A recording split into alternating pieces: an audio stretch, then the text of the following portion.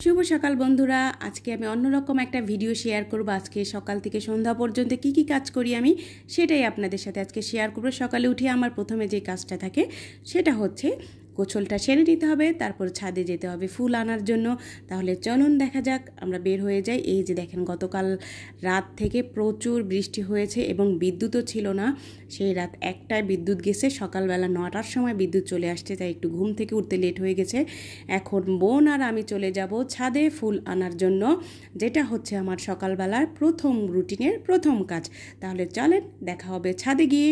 এখন আমরা ছাদে উঠে যাব। এই যে দেখেন, ছাদটা পুরো ভিজে গেছে। গতকাল রাতে কি পরিমাণ বৃষ্টি হয়েছে দেখেন, তার জন্য শুধু পানি আর পানি। ছাদটা একদম পানি জমে গেছে ছাদেও, আর গাছগুলো বৃষ্টির পানি পেয়ে কেমন সতেজ হয়ে গেছে। এই যে দেখেন, টগর ফুল এক এক করে আমি গাছ থেকে সব ফুলগুলো তুলে নেব আমার পুজোর জন্য। এই যে দেখেন, এটা হচ্ছে গন্ধরাজ ফুল।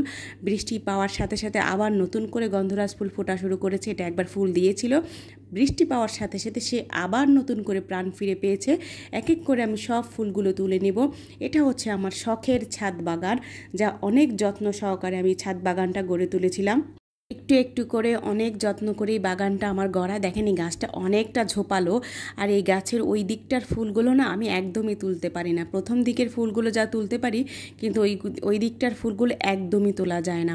এক এক করে সব ফুলগুলো তুলে নিই। এই যে একটা সাদা ফুল, আর দেখেন কি সুন্দর মধুমঞ্জুরি গাছগুলো বাতাসে একদম দোল খাচ্ছে, সত্যি খুব অপূর্ব লাগছে। আর ওই যে দেখেন, আকাশ জোড়া মেঘ করেছে, আর সাথে আমার মধুমঞ্জুরি তার সব উজাড় করে দিয়ে সে ফুল মানে ফুটে গেছে, মানে কোনো কৃপণতা করেনি। এই যে আমার ফুল তোলা কমপ্লিট। এখন আমি নিচে চলে যাব, বাসায় চলে যাব, তারপর আমি বাদ বাকি কাজগুলো করে নিব।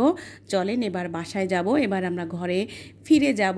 ওই যে তার মধ্যে একটু ছাদটাকে আরেকটু ঘুরিয়ে দেখালাম। ছাদ থেকে আকাশে দেখেন অনেকটা মেঘ, মনে হচ্ছে এখনই বৃষ্টি নামবে।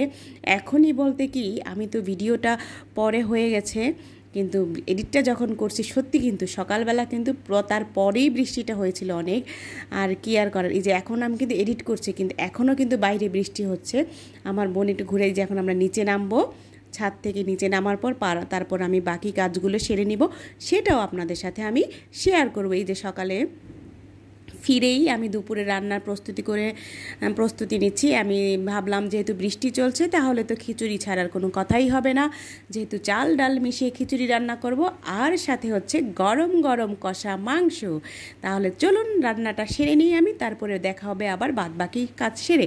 এবার আমি সবকে ধুয়ে মুছে এবার এটাকে কষিয়ে ভাজা ভাজা করে নিচ্ছি। ভাজা ভাজা করা হয়ে গেলে আমি তারপরে গরম পানি অ্যাড করব। এই যে আমি এখন বয়স দিচ্ছি, বাইরে কিন্তু অনেক বৃষ্টি হচ্ছে। এই রাতের বেলাও দেখেন বাইরে বৃষ্টি, সারা রাত বৃষ্টি, আর বিদ্যুৎ নেই। বৃষ্টি হলেই বিদ্যুৎ চলে যায়, কী যে একটা অবস্থার মধ্যে আছি। আমি অনেক সময় বলি যে আমার বিদ্যুৎ নেই, বিদ্যুৎ, হয়তো অনেকে বলে যে সত্যি বলি না মিথ্যা বলি। আসলে আমার এখানে প্রচুর বিদ্যুতের সমস্যা।